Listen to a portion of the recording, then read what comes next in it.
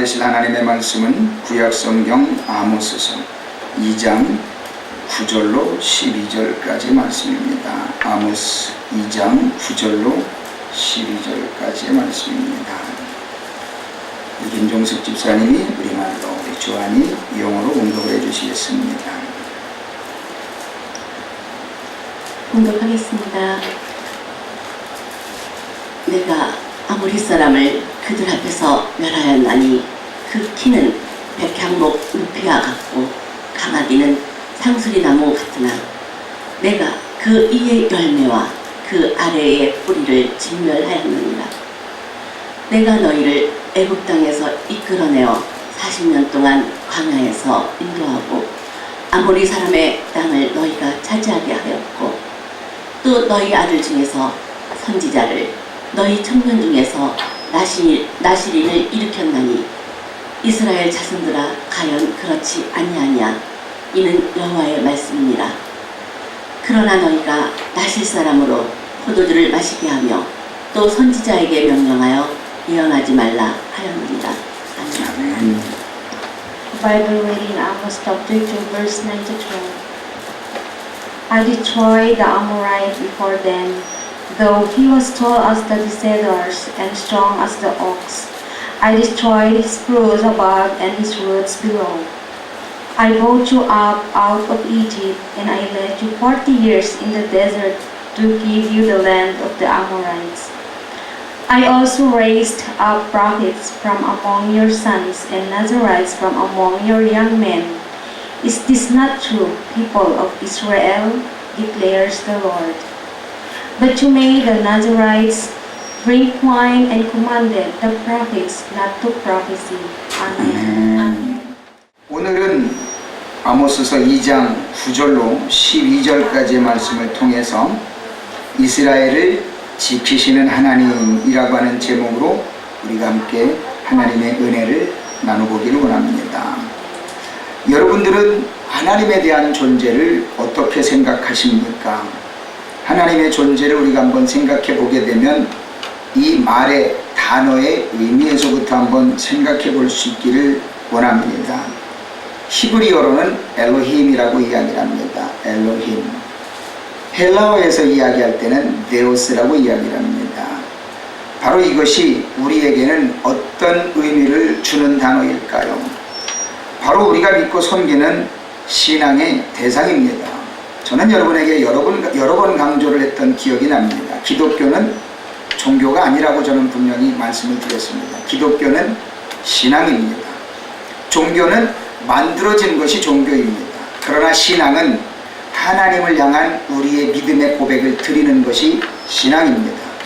그래서 우리가 믿고 섬기는 신앙의 대상이신 이 하나님을 온전하게 우리가 섬길 수 있는 모습으로 나아가는 것이 바로 우리의 신앙이어야 하죠. 때문에 인격적이시고 초월적이시고 스스로 존재하시는 그분, 바로 그 하나님, 유일하신 하나님만이 말씀으로 천지를 창조하셨고 또 영원하시며 지금부터 모든 영원까지 인류 만물을 계획에 따라 다스리시는 전지전능하신 하나님, 무소부재하신 하나님이신 것을 우리는 분명히 보고 알게 됩니다. 이 하나님이 우리를 위해서 하시는 그 모든 일들을 아름답게 고백한 시편의 고백이 있습니다. 우리가 너무나도 잘 알고 있는 시편 121편이죠. 바로 성전으로 올라가는 노래라고 하는 제목으로 시작되면서 하나님께서 우리를 향해 하시고자 하는 그 일들, 또 하시는 일들을 우리에게 보여주시는 모습을 아름답게 고백한 내용을 보게 되죠. 1절부터 7절까지로 구성된 이 시편 121편에서는 이렇게 노래를 합니다. 내가 산을 향하여 눈을 들리라. 나의 도움이 어디서 올까? 나의 도움은 천지를 지으신 여호와에게서로다. 여호와께서 너를 실족하지 아니하게 하시며 너를 지키시는 이가 졸지 아니하시리로다. 이스라엘을 지키시는 이는 졸지도 아니하시고 주무시지도 아니하시리로다. 여호와는 너를 지키시는 이시라. 여호와께서 내 오른쪽에서 내 그늘이 되시나니 낮의 해가 너를 상하게 하지 아니하며 밤의 달도 너를 해치지 아니하리로다. 여호와께서 너를 지켜 모든 환난을 면하게 하시며 또 내 영혼을 지키시리로다. 여호와께서 너의 출입을 지금부터 영원까지 지키시리로다. 아멘. 그 하나님이 오늘 아모스 선지자를 통해서 하나님 앞에 회개하지 않고 하나님의 뜻을 따르려 하지 않고 하나님의 뜻을 거역했던 그 백성들을 향해서 하나님께서 아모스 선지자를 통해 이스라엘 백성들에게 하시는 말씀을 오늘 본문을 통해서 우리는 보았습니다. 그들은 하나님께서 아모스 선지자를 통하여 이스라엘 백성들을 깨우칠 때에 하나님께서 애굽에서부터 건져내셨고 광야 생활을 통해서 하나님께서 은혜를 주셨고 이제는 가나안 땅에 들어가기까지 하나님께서 준비시키셨던 모든 과정을 이야기하시는데 이스라엘 백성들이 그거를 받아들이려 하지 않기 때문에 하나님께서는 아모스 선지자를 통하여 경고하시는 말씀을 보게 됩니다. 경고하시는 과정에서 하나님께서는 이스라엘 백성들에게 하시고자 하는 말씀이 있었습니다. 하나님 당신 자신에 대해서 피력하고자 하는 그 내용이 있었다라는 겁니다.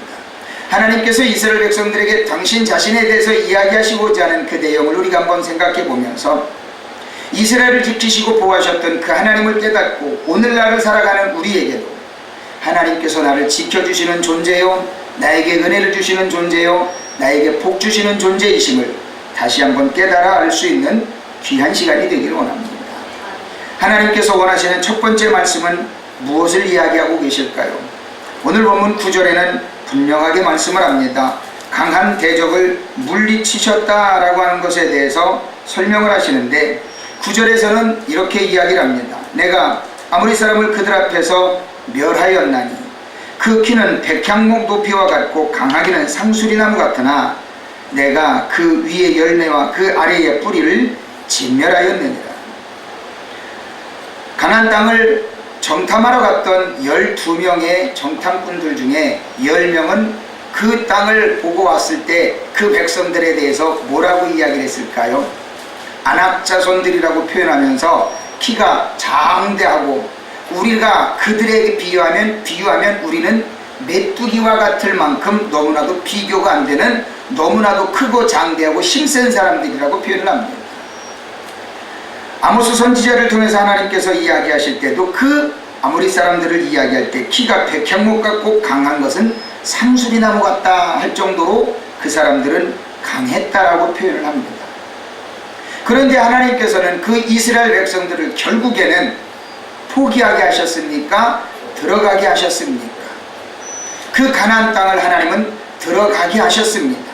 그 대신 가나안 땅을 들어갈 때 믿음의 부족함을 하나님께서는 광야의 40년이라고 하는 긴 세월을 통해서 믿음으로 연단시켜서 가나안 땅을 들어가게 하셨습니다.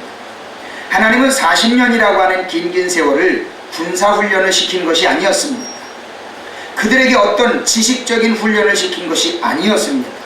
하나님은 그들에게 믿음의 훈련을 시키심으로 인해서 가나안 땅에 들어가기 위한 준비를 분명하게 철저하게 시키심으로 인해서 하나님께서 원하시는 방법대로 하나님께서 원하시는 때에 그 가나안 땅을 들어가게 하신 것을 우리는 이 성경을 통해서 분명히 보게 됩니다. 때문에 사랑하는 성도들이요, 하나님께서는 저와 여러분에게 복을 주시고자 작정하신 것을 저와 여러분들이 알기만 한다면 저와 여러분의 환경 앞에 있는 그 모든 것들이 저와 여러분들보다 아무리 크고 아무리 강하고 나는 감당할 수 없을 만한 너무나도 많은 것들이 우리 가운데 우리 앞에 있다 할지라도 하나님은 분명히 저와 여러분을 통해 그것을 정복할 수 있게끔 해주신다라고 하는 사실을 믿으시기를 바랍니다. 왜 그럴까요? 하나님은 나를 통해서 그 모든 것들을 다 이기고 완성함으로 인하여 하나님 당신 자신이 살아계신 것을 증거하기 위해서 나를 통해 복을 주시기를 원하신다라고 하는 겁니다.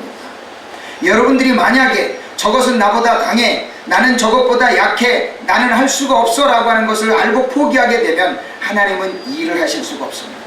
그러나 저것이 나보다 아무리 강하고 저것이 나보다 아무리 크고 저것이 나보다 아무리 감당할 수 없을 만큼 모든 것을 갖추고 있다 할지라도 내가 하나님 앞에 쓰임받을 때 하나님의 살아계심이 증거되어질 수 있다라고 하는 믿음을 가지시기를 바랍니다. 그 믿음을 갖기에 우리에게 가장 필요한 것은 뭡니까? 순종이라고 하는 겁니다. 이 순종이 이루어지지 않을 때 하나님은 우리에게 그 믿음과 순종을 위한 특별한 훈련을 시키십니다. 12정탐꾼을 보냈을 때 10명이 부정적인 보고를 했습니다. 2명은 긍정적인 보고를 했습니다. 그 가나안 땅을 정탐하는 기간이 며칠이었을까요? 40일이었습니다. 40일이었는데 그 40일 동안을 하나님께서는 정탐하게 하고 오게 하신 뒤에 부정적인 보고를 믿고 이스라엘 백성들이 마음에 요동이 일어납니다. 우리는 못 간다, 우리는 안 한다, 우리는 안 되겠다, 우리는 도저히 할 수 없다 라고 주저앉아 있을 때 하나님께서는 그들에게 정탐하러 간 그 40일의 기간을 하루를 1년으로 쳐서 40년 동안을 너희들은 광야에서 신앙적인 훈련을 하게 될 거다 라고 하나님께서 말씀하시고 40년 동안 광야에서 신앙훈련을 시키십니다. 그 40년의 기간이 끝나고 난 뒤에 하나님께서는 가나안 땅을 들어가게 하셨던 것을 보게 됩니다. 40년의 광야에서 훈련받는 그 기간의 목적은 무엇이었을까요? 하나님 앞에 순종을 배우는 거였습니다. 하나님 앞에 순종을 배우지 못한 기성세대, 애굽에서 나왔던 그 기성세대는 여호수아와 갈렙을 제외한 모든 이들은 광야에서 다 죽고 여호수아와 갈렙만 그 후세대인 그 기성세대가 낳은 그 후세대를 데리고 가나안 땅에 들어간 것을 우리는 성경의 역사를 통해 보게 됩니다. 우리에게 주어지는 그 순종의 역사가 우리에게는 얼마나 중요할까요? 하나님 안 돼요, 못해요, 할 수 없어요, 나에게는 주어진 것이 하나도 없어요, 나는 원래 팔자가 그래요, 내게 주어진 거라고는 아무것도 없어요, 그런데 나보고 어떡하라고요? 라고 생각하는 사람들에게는 도저히 있을 수 없는 일이라고 하는 겁니다. 그러나 나는 할 수 있습니다, 나는 못하지만 하나님은 할 수 있습니다, 나는 약하지만 하나님은 강하십니다, 나는 없지만 하나님은 있습니다를 고백하면서 하나님께서 하실 것을 온전하게 믿고 나아가게 되면 하나님은 분명히 하신다라고 하는 겁니다. 구약시대의 모든 믿음의 싸움도 환경을 통하여 하나님께서 일하시기를 원할 때 그 환경을 이겨 나아가기 위한 믿음과 영적인 싸움이었었습니다. 오늘날 이 시대를 살아가는 우리 모두에게도 환경을 극복하기 위한 믿음의 싸움의 역사라고 하는 것, 영적인 싸움의 역사라는 것을 우리는 분명하게 알고 나아가기만 한다면 저와 여러분 앞에는 불가능이 없다라고 하는 것을 여러분의 생활로, 여러분의 모든 것으로 입증할 수 있게 된다는 사실을 믿으시기를 바랍니다. 성경에서는 우리에게 원하는 많은 것들이 있습니다. 그 중에 가장 중요한 핵심은 뭐냐면 하나님은 나를 사랑하신다라는 겁니다. 그리고 하나님은 나에게 무언가 복을 주시기를 원하신다라고 하는 겁니다. 그러나 내 생각에는 안 될 것 같고 못할 것 같고 모든 환경이 준비가 안 된 것 같은 부정적인 생각으로 가득 차 있음으로 인해서 우리는 받지 못할 때가 더 많다라고 하는 겁니다. 그러나 우리가 분명히 깨달아 알아야 할 것은 무엇입니까? 하나님은 그래도 나에게 무언가를 주시기를 원하신다라는 것을 깨달아 아시고 하나님께서 내게 주시고자 하는 그것을 위해서 나아가는 저와 여러분이 되시기를 예수 그리스도 이름으로 축원을 드립니다. 그러기 위해서 저와 여러분들이 알아야 될 게 뭡니까? 성경 속에 우리에게 주어지는 그 복음의 진리를 분명하게 알 때에만 저와 여러분들은 그 복을 누리고 주님 앞에 나아갈 수 있게 된다라고 하는 사실입니다. 때문에 우리는 복음의 진리를 절대적으로 대적하지 마시기를 예수 그리스도 이름으로 축원을 드립니다. 사도 바울은 데살로니가 교회 성도들에게 내가 너희들에게 복음을 전했지만 너희들은 받아들였는데 극단적인 유대인들은 율법에 가득 차 있던 그 유대인들은 복음과 하나님을 대적했다라고 단도직입적으로 이야기를 합니다. 데살로니가전서 2장 14절부터 16절에서는 사도 바울이 이렇게 현명하게 단도직입적으로 지적을 합니다. 형제들아, 너희가 그리스도 예수 안에서 유대에 있는 하나님의 교회들을 본받은 자 되었으니 그들이 유대인에게 고난을 받음과 같이 너희도 너희 동족에게서 동일한 고난을 받았느니라.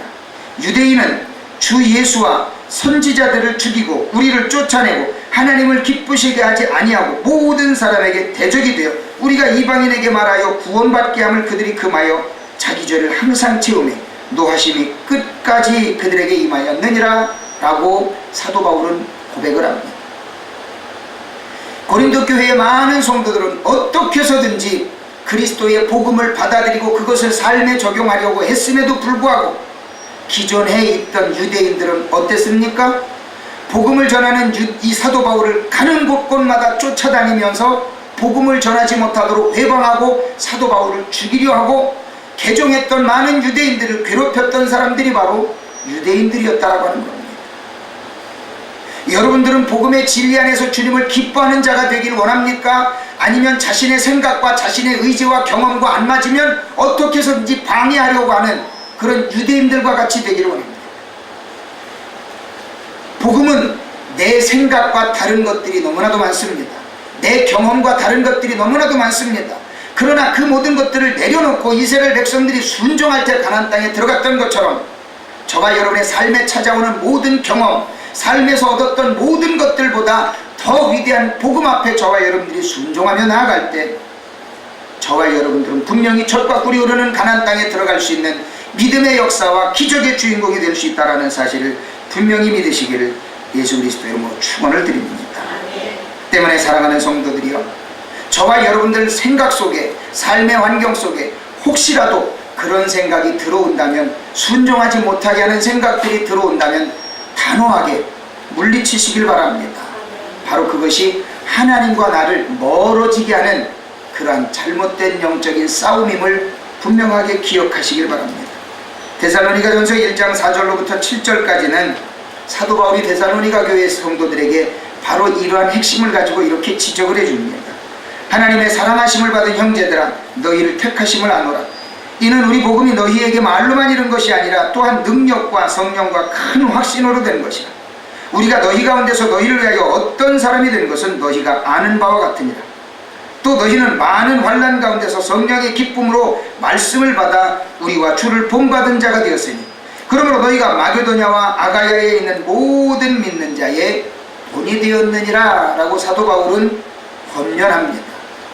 사랑하는 성도들이여, 하나님과의 관계 속에서 멀어지게 하는 모든 잘못된 생각들, 부정적인 생각들, 불순종하게 하는 생각들을 다 떨쳐버리고 하나님께서 주시는 풍성한 복을 받아 누릴 수 있는 하나님의 거룩한 믿음의 백성들로 준비되어지시기를 예수 그리스도 이름으로 축원을 드립니다. 두 번째 우리가 생각해 볼 수 있는 이스라엘을 지키시는 하나님께서 우리에게 주신 것은 무엇인가를 한번 생각해 봅니다. 바로 이것은 기업을 베풀어 주셨다라고 하는 겁니다. 오늘 본문 말씀 10절과 11절에서는 이렇게 이야기합니다. 내가 너희를 애굽 땅에서 이끌어내어 40년 동안 광야에서 인도하고 아모리 사람의 땅을 너희가 차지하게 하였고, 또 너희 아들 중에서 선지자를 너희 청년 중에서 나시린을 일으켰나니 이스라엘 자손들아, 과연 그렇지 아니하냐? 이는 여호와의 말씀이니라. 아멘.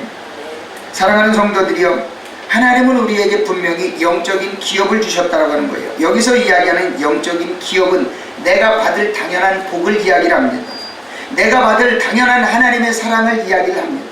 하나님은 우리를 너무나도 사랑하시기 때문에 우리가 이 땅에서 굶고 괴로워하고 힘들어하고 질병에 고통당하고 어려워하고 두려움 가운데 사는 것을 하나님은 결코 원치 않으십니다.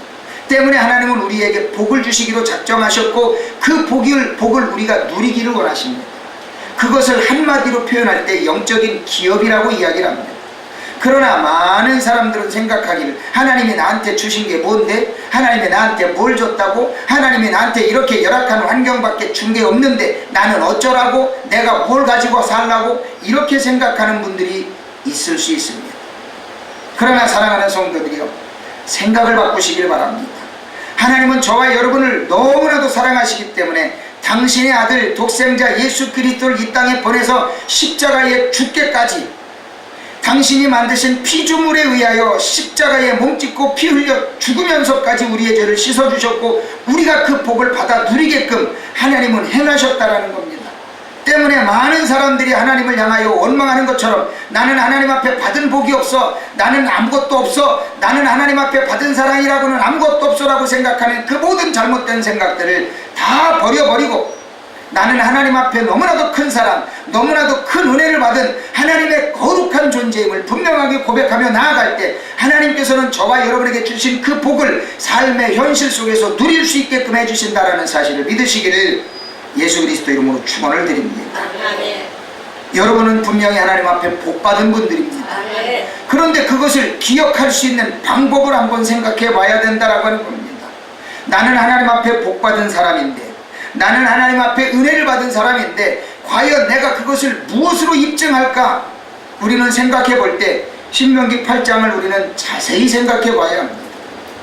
신명기 8장에서는 하나님께서 이스라엘 백성들이 광야에서 복을 받기 위한 신앙의 훈련을 했던 그 단계의 핵심적인 문제를 분명하게 짚어줍니다.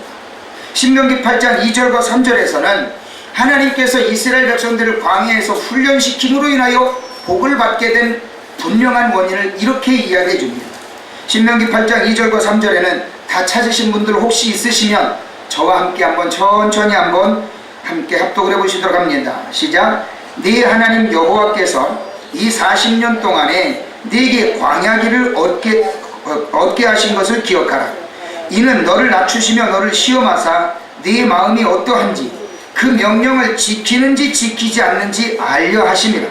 너를 낮추시며 너를 줄이게 하시며 또 너도 알지 못하며 내 열조도 알지 못하던 만나를 내게 먹이신 것은 사람이 떡으로만 사는 것이 아니요 여호와의 입에서 나오는 모든 말씀으로 사는 줄을 내가 알게 하려 하십니다. 아멘. 하나님께서 광야에서 40년 동안 훈련을 시키신 이유가 뭐라고요? 어렵고 힘든 삶의 환경 속에서 하나님의 말씀대로 사나 안 사나 그거를 보기 위해서 하나님께서는 훈련을 시키셨다라고 하는 거예요. 그러면 많은 믿음의 사람들이 생각할 수 있는 부분들이 그거예요.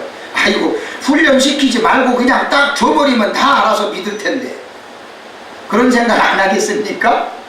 하나님은 전지전능하시다며 그냥 아예 그냥 볼 필요 없이 그냥 몽땅 다 줘버리면 그게 하나님의 능력이니까 다 알 거 아닙니까? 라고 당위성 있게 얘기할 수 있어요. 그러면 우리는 그 생각에 대한 질문에 답을 얻기 위해서 우리는 어디로 가야 돼요? 에덴 동산으로 다시 가야 돼요. 에덴 동산에 가가지고 하나님 왜 선악을 알게 하는 나무의 열매는 안 났으면 내가 안 먹을 텐데 왜 나가지고 먹게 만듭니까? 그런 질문으로 우리는 분명히 다시 돌아갑니다. 본문으로 다시 돌아가서 하나님께서 우리를 광야에서 훈련시키신 이유가 뭐라고요?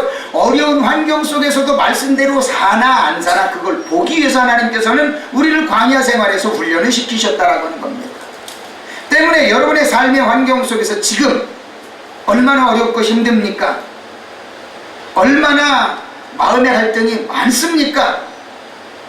솔직한 얘기로 이야기하면 다달이 카드 막느라고 어려운 분들도 있을 거고요. 주어진 환경 속에서 무엇인가 목표가 이루어지지 않음으로 인하여 그것 때문에 마음 아파하고 괴로워하는 분들이 얼마나 많습니까? 그럴 때일수록 무엇을 가지고 살아야 된다고요?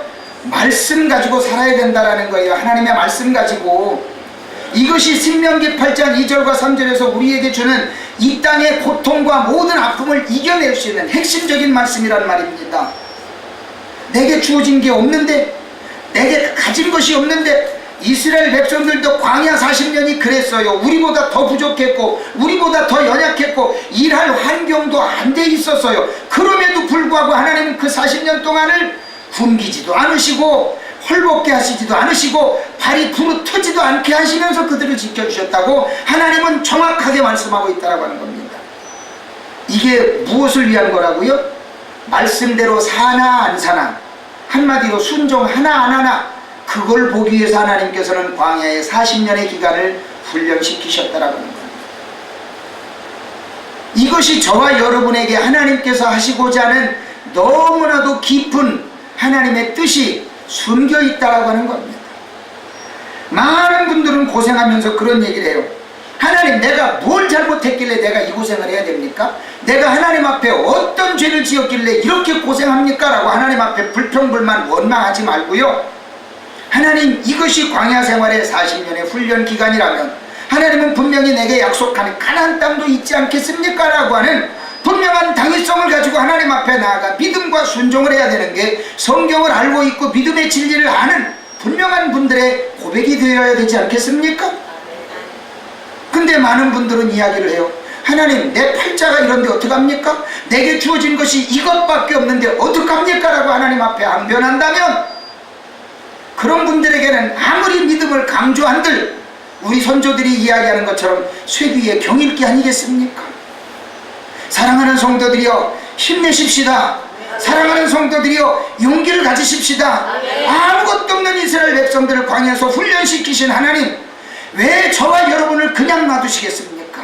저와 여러분에게는 분명히 주신 기업이 있다라고 하는 겁니다. 약속된 복이 있다라고 하는 겁니다. 그것을 얻기 위해서 저와 여러분들은 실망하지 말고 나아가야 되며, 하나님께서 내게 주신 그 무언가를 얻기 위해서 믿음과 순종 가지고 나아가야 될 것 아니겠습니까? 그게 뭐라고요? 약속된 보증수표, 이 성경책 들고 믿음 가지고 하나님 앞에 부르짖어 기도하면 하나님은 절대 딴소리 못하실 분입니다. 아멘. 약속이 이루어지는 과정에 가장 중요한 게 뭡니까? 계약서입니다. 계약서가 있으면 어느 누구도 딴소리 못합니다. 너 이렇게 계약했잖아, 너 이렇게 계약했잖아. 계약을 파기하는 사람이 손해를 보게 돼 있습니다. 계약을 해놓고 먼저 계약한 사람이 을이 파기하게 되면 어떻게 돼요? 한 푼도 못 돌려받습니다. 갑이 파기하게 되면 어떻게 돼요? 2배로 돌려줘야 됩니다. 이것이 계약의 내용입니다. 하나님이 만약에 계약을 어겼다 그러면 우리에게 2배를 갚으셔야 될 분이 갑이신 하나님이십니다. 을인 우리가 하나님의 약속을 못 지키면 아무것도 못 받습니다. 비유가 맞습니까? 저와 여러분은 성경이라고 하는 계약서를 가지고 하나님 앞에, 좀 나쁜 표현 좀 할게요, 들이대면 된다니까요. 이 말씀만 가지고 하나님 앞에 들이대면서, 하나님 내가 말씀대로 살잖아요, 내가 하나님 앞에 순종했잖아요, 하나님이 원하시는 것을 내가 하고 있잖아요 라고 하는 당위성을 가지고 하나님 앞에 여러분들이 붙들고 기도하면요, 복을 못 받을 사람이 어디 있겠냐. 힘내십시다. 용기를 가지십시다. 하나님께서 저와 여러분을 위해 준비하고 있는 그 모든 것들을 저와 여러분들이 받기 위해서 나아가시기를 예수 그리스도 이름으로 축원을 드립니다. 그런데 그렇게 한 걸음 나아갈 때마다 저와 여러분들이 생각했던 대로 뜻대로 되든가요, 안 되든가요? 안 된다고 하지는 마십시다. 안 됐을지라도 안 된다고는 하지 마십시다. 사람이 마음으로 믿어 의에 이르고 입으로 신하여 구원에 이른다고 했거늘, 안 됐을지라도 그럴 때는 아무 소리 마시고 자, 그런데 그럴 때마다 그 기업을 내 것으로 확신하게 하시고 입으로 고백하게 하시는 분이 계셔요. 누굽니까? 그렇죠. 하나님은 하나님이신데 성령 하나님.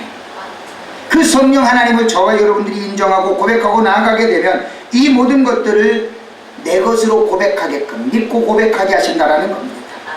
에베소서 1장 11절부터 14절까지는 내가 주님의 은혜를 따라 그 받을 모든 복을 기억나게 하시고 그것을 따라가게 하시는 분이, 내 마음 가운데 확신을 갖게 하시는 분이 바로 성령님이심을 고백합니다. 에베소서 1장 11절로 14절에 모든 일을 그의 뜻의 결정대로 일하시는 이의 계획을 따라 우리가 예정을 입어 그 안에서 기업이 되었으니, 계획하고 준비하는 분이 누구라고요? 하나님이십니다. 그 안에서 기업이 되었으니 이는 우리가 그리스도 안에서 전부터 바라던 그의 영광에 찬송이 되게 하려 하십니다. 그 안에서 너희도 진리의 말씀 곧 너희의 구원의 복음을 듣고 그 안에서 또한 믿어 약속의 성령으로 인치심을 받았으니 이는 우리의 기업이 보증이 되사 그 얻으신 것을 속량하시고 그의 영광을 찬송으로 하려 하심이라 말씀하고 있습니다. 때문에 사랑하는 성도들이여, 조금이라도 믿음이 흔들리거나 조금이라도 환경에 변화가 없거나 조금이라도 무언가가 안 된다 싶을 때는 뭘 꺼내라고요? 계약서를 꺼내는 거예요. 계약서를 꺼내가지고 하나님 앞에 들이대는 거예요. 그래가지고 하나님 앞에 때를 쓰는 거예요. 하나님 주신다고 했잖아요. 하나님 내가 이렇게 순종하고 있잖아요. 하나님 내가 말씀대로 살고 있잖아요 라고 하면서 하나님 앞에 부르짖어 기도하는 거예요. 때를 쓰는 거예요. 때를 쓰는 게 뭐라고요? 부르짖어 기도하는 거예요. 때문에 사랑하는 성도들이요, 말씀을 외워야 되는 그 이유가 뭡니까? 하나님이 주신 계약서를 확인하는 거라니까요. 그것이 바로 말씀을 묵상하고 말씀을 외우는 거예요. 하나님이 주신 그 계약서를 내가 계속해서 기억하는 거예요. 잊지 않으려고 확인하는 거예요. 그렇게 되면 하나님은 내 안에서 성령으로 인쳐주시는 그 은혜의 역사를 따라 그 인쳐주시기 위한 증명이, 도장이 어디에 있어서요? 십자가에서 예수의 피로 흘렀지 않습니까? 그 십자가에 예수의 피로 흐른 그 도장을 찍었기 때문에 이제는 그것을 도저히 취소할 수가 없다라고 하는 거예요.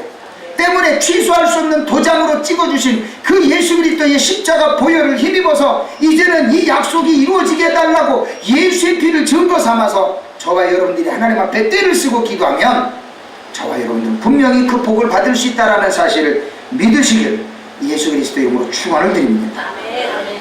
많은 분들은 하나님, 목사님, 어떤 분들은 환경에 따라서 그 복을 받을 수도 있고 못 받기도 하던데 그럼 어떻게 된 거예요? 라고 질문하면서 궁금해할 수 있어요.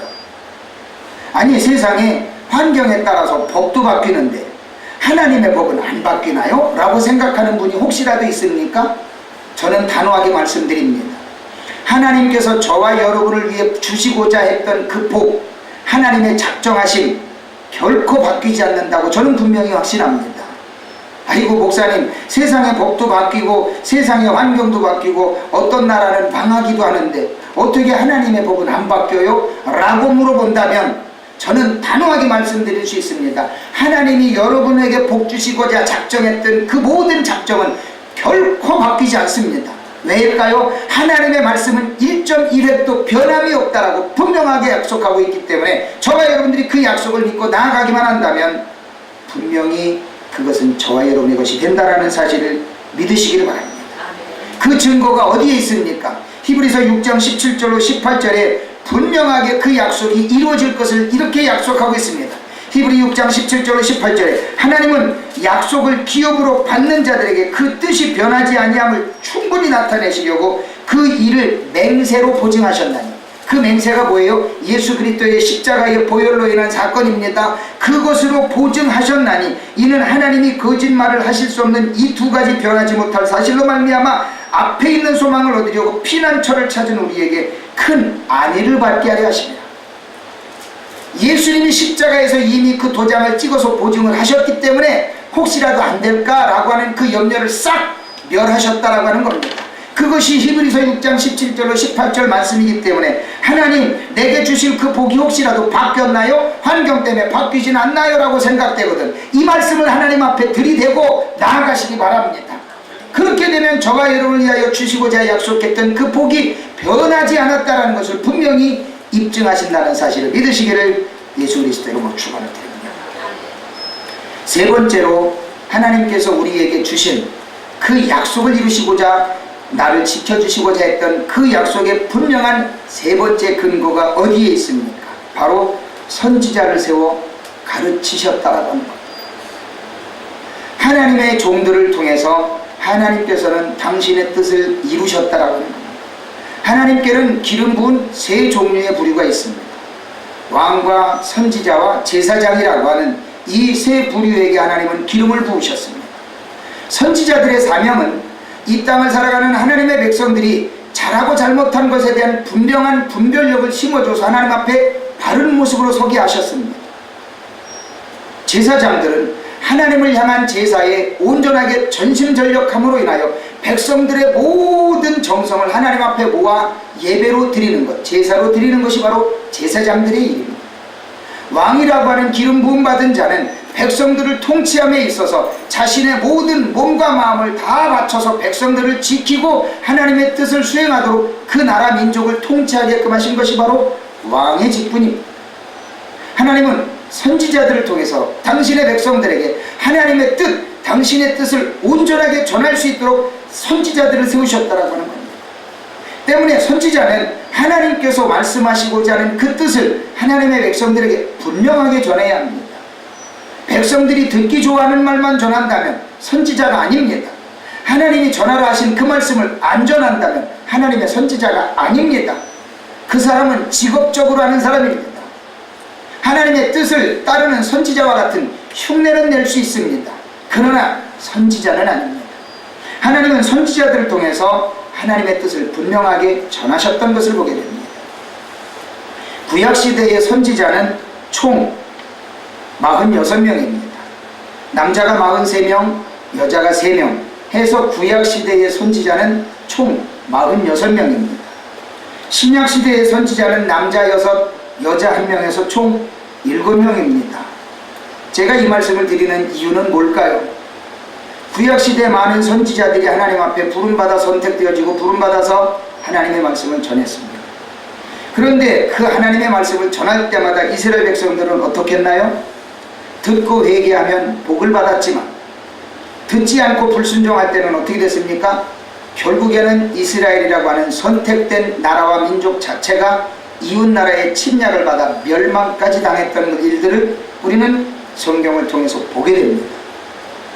아이고 목사님, 기왕이면 하나님께서 잘된 일, 복된 일, 은혜로운 일만 좀 성경에 기록하면 좋은데 왜 하나님의 백성들이 불순종하고 멸망했던 거는 왜 성경에 기록해놔가지고 읽을 때마다 마음이 무겁게 하십니까? 라고 질문을 한다면 여러분에게 교훈을 얻게 하기 위해서 하나님은 그렇게 하셨다라고 하는 겁니다. 이 많은 선지자들이 하나님 앞에 나아갈 때 많은 믿음의 백성들은 두 종류입니다. 믿고 따르는 자들이 있는가 하면 자신의 생각과 경험과 의지와 맞지 않으면 거부하는 백성들이 있다고 하는 겁니다. 두 가지의 예를 들어서 말씀을 드립니다. 하나님이 이스라엘 백성들을 애굽에서 불러내신 뒤에 이제는 당신이 선택한 백성으로 온전하게 훈련하는 과정에서 첫 번째 지도자인 모세를 세웠습니다. 모세를 세웠는데 그의 가장 가까운 아론과 미리암이 있습니다. 아론과 미리암은 모세의 친형제들입니다. 그런데 친형제이니 모세의 흉과 허물을 얼마나 잘 알고 있겠습니까? 그런데 하필 민수기 12장에 가면 이 모세가 구스라고 하는 흑인 여인을 후처로 들여왔네요. 그러니까 미리암과 아론이 엄청 질책을 하는 겁니다. 왜 하필 흑인 여자를, 하나님이 원치 않는 흑인 여자를 데려왔을까라고 성경에 기록되지 않은 내용이지만 비방했더라라고 하는 말로만 표현되어져 있습니다. 그러면 하나님께서는 그것을 어찌 판결을 하실까요? 그 판결하시는 내용이 민수기 12장 4절로 7절에는 이렇게 기록되어져 있습니다. 이 두 사람이 모세가 한 행동에 대해서, 했던 행동에 대해서 비방을 하니까 하나님은 세 사람을 부르십니다. 여호와께서 갑자기 모세와 아론과 미리암에게 이르시되 너희 세 사람은 회막으로 나아오라 하시니 그 세 사람이 나아가매 여호와께서 구름 기둥 가운데로 강림하사 장막문에 서시고 아론과 미리암을 부르시는지라. 그 두 사람이 나아가매 이르시되 내 말을 들으라. 너희 중에 선지자가 있으면 나 여호와가 환상으로 나를 그에게 알리기도 하고 꿈으로 그와 말하기도 하거니와 내 종 모세와는 그렇지 아니하니 그는 내 온 집에 충성함이라. 라고 하나님께서 세 사람을 부르신 뒤에 아론과 미리암만 따로 불러서 하나님께서 그 두 사람을 질책합니다. 내가 세웠는데 니들이 왜 말이 많아? 결론은 그겁니다. 내가 세웠는데 왜 니들이 말이 많아? 그리고 나서 하나님께서는 미리암에게 가장 비방하는 자리에 앞장섰던 것 같습니다. 그러니까 하나님은 미리암에게 무엇을 주셨습니까? 문둥병을 주셨어요. 우리가 그냥 역사적인 사건으로 성경에 나와 있는 이야기로만 생각하지 마십시오. 하나님의 종임에도 불구하고 자기가 가장 잘하는 형제라고, 한 뱃속에서 나온 형제라고 그 모세를 비방했다라고 하는 겁니다. 그는 하나님의 종으로 생각하지 않고 형제로 생각했던 겁니다. 하나님의 종으로 생각하지 않고 형제로 생각하면서 그 모세를 흉본 겁니다.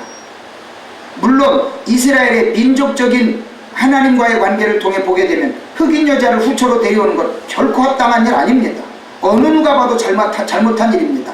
주관적으로 보든 객관적으로 보든 너무나도 잘못된 일입니다. 그 당연한 것을 비방했음에도 불구하고 하나님은 비방한 그 사람을 징계를 하십니다. 왜 그럴까요? 하나님의 종을 징계하는 것은 하나님의 일입니다. 하나님이 징계할 일을 사람이 하게 되면 그 사람은 누가 됩니까? 자기가 하나님이 되고자 하는 의지가 있다라고 하는 것을 하나님은 보신다는 겁니다. 때문에 사랑하는 성도들이요, 하나님의 일을 하는 모든 과정에서 내가 해야 할 일과 하나님이 해야 할 일이 있습니다. 여러분들의 삶의 관계 속에서 여러분들이 해야 할 일이 있고 하나님이 해야 할 일이 있습니다. 여러분들의 관계 속에서 하나님이 해야 할 일은 누가 합니까? 하나님의 종들이 합니다. 그런데 여러분들은 그 하나님의 종들이 해야 할 일을 여러분들이 판단하고 비판하려고 한다면 여러분들은 과연 아론과 미리암 같은 실수를 범할 수도 있다는 하는 사실을 기억하시기를 바랍니다. 때문에 사랑하는 성도들이요, 저와 여러분이 이 땅을 살아가는 동안에 하나님께서 원하시는 많은 일들을 하며 복을 받기를 원하신다면 영적인 분별력을 분명히 갖고 하나님께서 원하시는 선지자가 누구인가를 분명하게 알고 나가시기를 예수님 이름으로 부탁을 드립니다. 두 번째 예를 들 때 이 아모스의 예를 들어보게 됩니다. 아모스는 하나님께서 원하시는 그 많은 경고와 또 심판의 메시지를 끊임없이 목숨을 걸고 전했습니다. 그러나 많은 믿음의 백성들이 그것을 들으려 하지를 않았습니다. 아모스 3장 1절부터 8절까지는 그 백성들을 향한 하나님의 마음, 하나님이 왜 당신의 종 아모스를 이 땅에 보냈는가를 많은 백성들에게 분명하게 설명하기를 원하셨습니다. 그래서 아모스 3장 1절부터 8절까지는 이렇게 이야기를 합니다. 이스라엘 자손들아, 여호와께서 너희에게 대하여 이르시는 이 말씀을 들으라. 애굽 땅에서 인도하여 올리신 모든 족속에 대하여 이르시기를 내가 땅의 모든 족속 가운데 너희만을 알았나니 그러므로 내가 너희 모든 죄악을 너희에게 보응하리라 하셨나니 두 사람이 뜻이 같지 않은데 어찌 동행하겠으며 사자가 움킨 것이 없는데 어찌 수풀에서 부르짖겠으며 젊은 사자가 잡은 것이 없는데 어찌 굴에서 소리를 내겠느냐. 덫을 땅에 놓지 않았는데 새가 어찌 거기 치이겠으며 잡힌 것이 없는데 덫이 어찌 땅에서 튀겠느냐. 성읍에서 나팔이 울리는데 백성이 어찌 두려워하지 아니하겠으며 여호와의 행하심이 없는데 재앙이 어찌 성읍에 임하겠느냐. 주 여호와께서는 자기의 비밀을 그 종 선지자들에게 보이지 아니하시고는 결코 행하심이 없으시니 사자가 부르짖은즉 누가 두려워하지 않겠느냐. 주 여호와께서 말씀하신즉 누가 예언하지 아니하겠느냐. 이 땅에는 수많은 하나님의 종들이 있습니다. 구약시대에 하나님께서 보내신 수많은 선지자들이 있습니다. 그 선지자들이 외칠 때마다 자기 욕심에 가득 차 있고 자기의 방법대로 살고자 원했던 많은 믿음의 백성들, 특히 그 땅에 모든 권세와 권력을 가지고 있었던 지도자들은 하나님의 선지자들의 말을 거역했고 때로는 그 선지자들을 옥에 가두기도 하고 심지어 죽이기까지도 했던 일들을 우리는 보게 됩니다. 왜요? 자신의 생각과 자신의 경험과 자신의 의지와 맞지 않으니까. 그러나 아모스 선지자를 통해서 하나님은 분명히 말씀하십니다. 주 여호와께서 자기의 비밀을 그 종들에게, 그 종 선지자들에게 보이지 아니하시고는 결코 행하심이 없으시리라 말씀합니다. 하나님이 일을 하시고 하자 할 때는 하나님의 종들을 통해 일하신다고 하는 겁니다. 여러분들의 뜻에 안 맞다 할지라도, 여러분의 생각과 의지와 안 맞는다 할지라도 하나님이 순종하기를 원하신다면 여러분들이 순종할 때 그 복이 누구에게 갈까요? 하나님의 종들에게 갈까요? 아닙니다. 하나님의 백성들에게 그 복이 간다라고 하는 사실을 기억하시면서 여러분들이 복을 받기를 원하신다면 선지자들과 마음 앞에 하나님의 일을 마음껏 이루어가시고 큰 복을 받으시기를 예수 그리스도 이름으로 축원을 드립니다. 나라와 민족을 위해서 가장 먼저 힘써 기도해야 할 이때에 여러분들이 평안하다라고 생각할 때 아닙니다. 여러분 건국 이래의 지금이 가장 큰 위기라는 생각 안 하십니까? 건국 이래의 지금이 가장 큰 위기라고 하는 생각, 큰 어려움을 겪고 있다는 생각 여러분 혹시 안 해보셨습니까? 안팎으로 총체적으로 이 나라의 민족이 얼마나 많은 아픔과 갈등을 겪고 있는지 모릅니다. 배불고 등 따신 이때에 무슨 헛소리입니까? 라고 이야기하십니까? 아닙니다. 여러분들이 나중에 큰일이 터지고 나면 아하 그랬구나, 그 말이 옳구나 라고 그냥 가슴만 치며 울 것입니까? 저는 여러분에게 분명히 말씀합니다. 이 나라 이 민족이 너무나도 많은 아픔과 갈등과 고통을 겪고 있다는 사실, 속으로 썩어지고 골마지고 있다는 사실 여러분은 혹시 모르십니까? 저는 여러분에게 꼭 당부드리고 싶습니다. 이럴 때일수록 나라와 민족을 위해서 함께 기도하시길 바랍니다. 나라와 민족을 위해서 저와 여러분의 눈물의 기도를 하나님은 듣기를 원하신다라고 하는 겁니다. 여러분의 열정 어린 눈물의 기도를 하나님은 듣기를 원하신다라는 사실을 기억하시길 바랍니다. 오늘 말씀의 결론을 드립니다. 아모스 선지자는 대표적인 메시지를 우리가 너무나도 잘 알고 있는 내용을 우리에게 이야기를 합니다. 아모스 5장 24절에 오직 정의를 물같이 공의를 마르지 않는 강같이 흐르게 할지어다 라고 이야기를 합니다. 아모스 선지자는 모든 이스라엘 백성들이 회개할 때 하나님께서 복 주실 것에 대해서 이렇게 이야기합니다. 내가 그들을 그들의 땅에 심으리니 그들이 내가 준 땅에서 다시 뽑히지 아니하리라. 네 하나님 여호와의 말씀이니라 라고 하나님께서는 단호하게 말씀하십니다. 하나님은 저와 여러분을 지키기를 원하십니다. 아멘. 하나님은 저와 여러분에게 복을 주시기를 원하십니다. 아멘. 그 복을 다른 이에게 빼앗기지 맙시다. 이미 주신 그 복을 놓치지 마십시다. 그 복을 통해 하나님의 영광을 마음껏 드러내시기를 예수 그리스도의 이름으로 축원을 드립니다. 기도하겠습니다. 주님,